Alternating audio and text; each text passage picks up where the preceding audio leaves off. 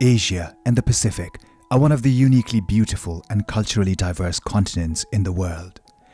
It is also experiencing rapid economic growth. However, when speaking of HIV response, this region is far behind in preventing new HIV infections. Despite the significant progress in containing the epidemic in the region, in 2019 alone, 300,000 people were newly infected with HIV and 160,000 died of AIDS-related illnesses in the region. There are 880,000 people living with HIV who did not know their HIV status, whereas 1.2 million people living with HIV are yet to access to antiretroviral therapy. It indicates that the region remains a long way to reaching 90-90-90 target. Key populations and their partners accounted for an estimated 98% of new HIV infections, and more than 1/4 of new HIV infections were among young people aged 15 to 24 years. 1/3 of all people who inject drugs live in Asia. People who inject drugs is a key population that accounted 17% of the total new infections in 2019. Stigma, discrimination and criminalization are among the key barriers that prevent PWID from accessing health services. To overcome these barriers, the Global Fund works with its national and regional partners to tailor services to the specific needs of these populations and is investing in programs that addresses the underlying causes of discrimination. The best way to do this is to involve key populations in the design, implementation and monitoring of those health services, as well as in policy decisions that affect them. Communities are increasingly involved in monitoring access and quality of HIV treatment, care and support services.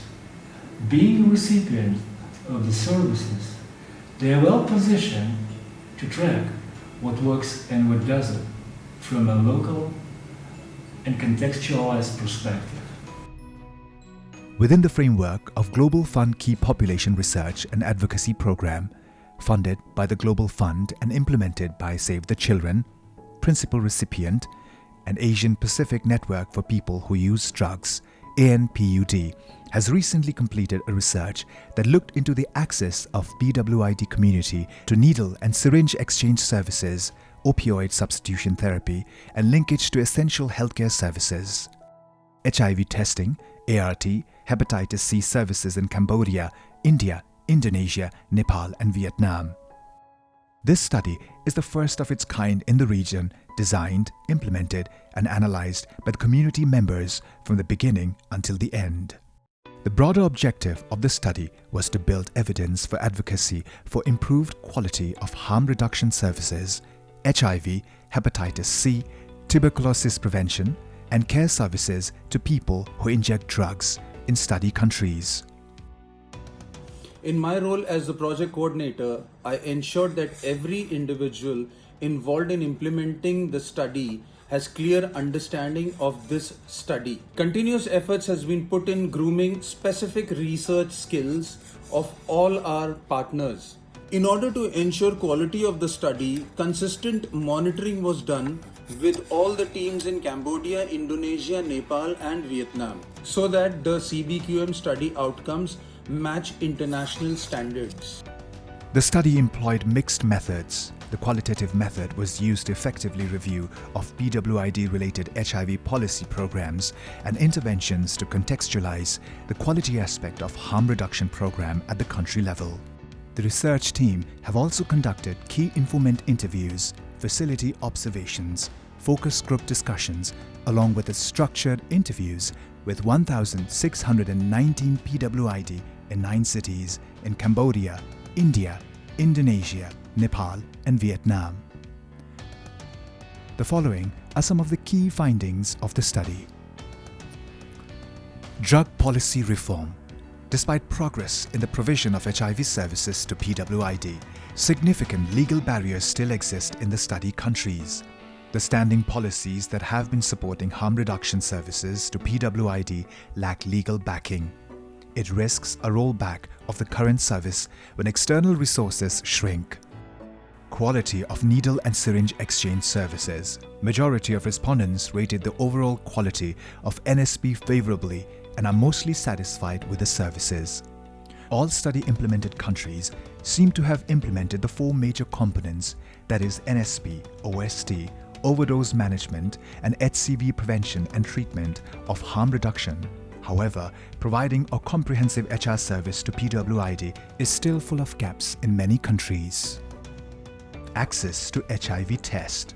The respondents reported to have known whether HIV testing services are available, and the majority, 91.1%, reported that they are comfortable visiting the testing service. 91% of the respondents were tested for HIV. Among the tested, 62% were only recent. Few respondents, 7% of total, from 5 study countries, reported having been coerced for a HIV test due to mandatory requirements. Access to CD4 and ART. Among those who had positive test results, 84.4% of respondents had done their CD4 and viral load test, and 84% are on ART. Quality of opioid substitution OST therapy program. Only half of the respondents have utilized any form of substitution programs, and only half among them have utilized methadone or buprenorphine-based therapies. OST has not received enough attention in all study countries, with an exception to Vietnam. Most respondents, however, have rated the quality and satisfaction to OST favorably. Quality of drug rehabilitation services. Most respondents utilize residential rehabilitation services, 81.8%, and detox without medical management, 45.5%. 37% of the participants were using drug treatment through the self-help group. Only 2.6% utilized drug treatment with methadone, and 8.9% used drug treatment with buprenorphine. Most respondents rated the overall perceived quality in neutral to poor and very poor. Forced confinement and physical abuses are common experiences. Overdose prevention. 32% of respondents from the study countries have reported ever having a drug overdose, and half of those drug overdose occurred within a year prior to the interview. Only 55.6% of the respondents received an orientation on overdose prevention, and 83.8% of the respondents do not know what naloxone is or know where it is found. Takeaway naloxone does not exist in any study countries. Access to treatment of hepatitis B and C. Out of the 891 respondents who were tested for hepatitis C, 41.2% were tested positive, and 28.8% of those who were tested positive have received treatment. Only 9% of those who were tested positive for hepatitis C are receiving treatment in Vietnam. 68% of respondents reported the treatment of hepatitis C treatment as affordable. Access to diagnosis and treatment of tuberculosis disease. 18% of all respondents reported having been diagnosed with tuberculosis disease. Only half of them have received treatment. Fear and stigma among people who use drugs. People who use drugs in the study countries still suffer from police harassment, fear, and social stigma. Addressing critical gaps in national programmatic focus. Epidemiological studies and routine analysis of health indicator data are key to evaluating drug service effectiveness. There are still continuous gaps in understanding the effectiveness of interventions that are being implemented, mainly their coverage, quality, client characteristics, and the degree to which they fulfill the needs of different populations of drug users.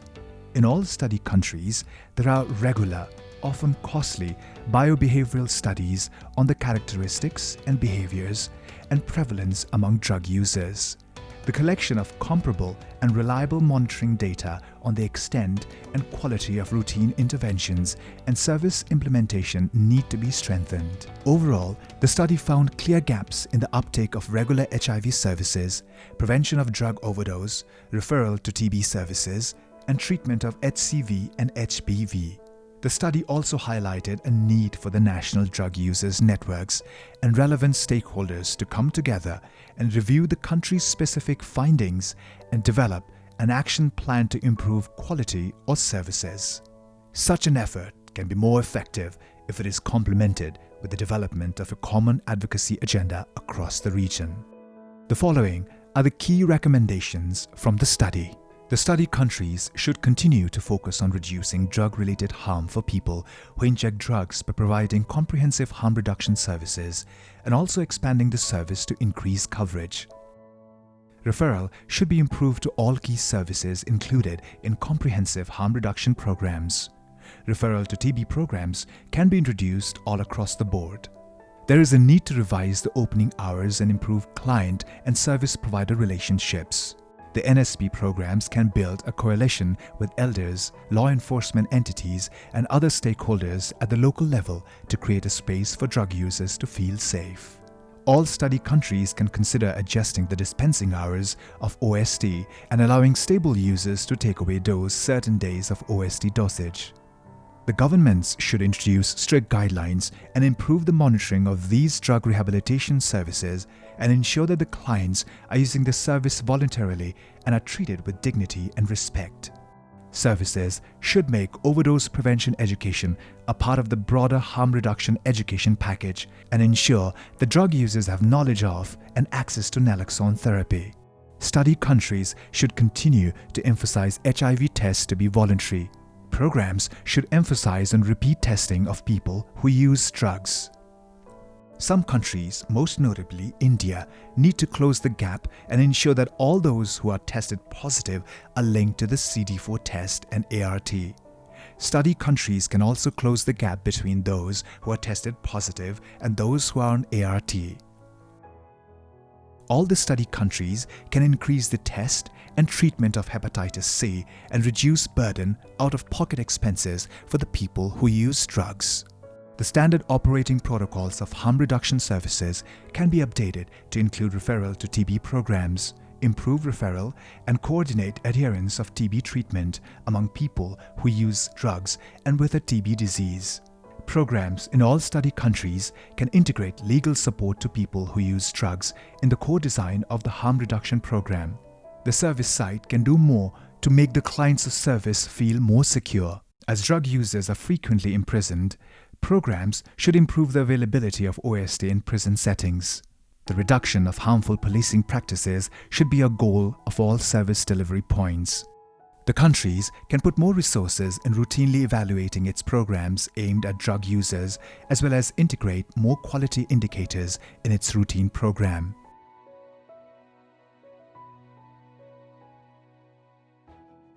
Key findings of the study have been disseminated among national level key stakeholders and partners engaged in developing the country-specific advocacy strategy through utilizing these hands-on evidences.